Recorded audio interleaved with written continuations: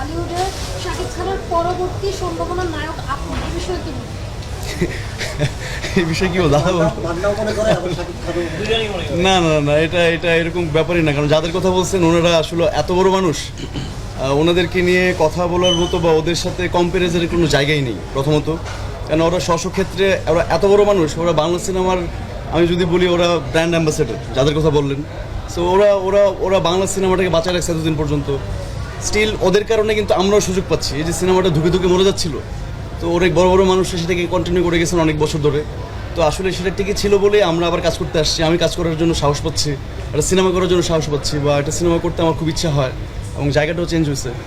আজ থেকে 8-10 বছর আগেও সিনেমার যে প্রেক্ষাপট ছিল এটাও চেঞ্জ হয়েছে। তো আমি লাকি যে আসলে খুব একটা ভালো টাইমে আসলে আমি সিনেমাতে আসছি, এবং খুব ভালো ভালো ফিল্ম মেকিং হচ্ছে।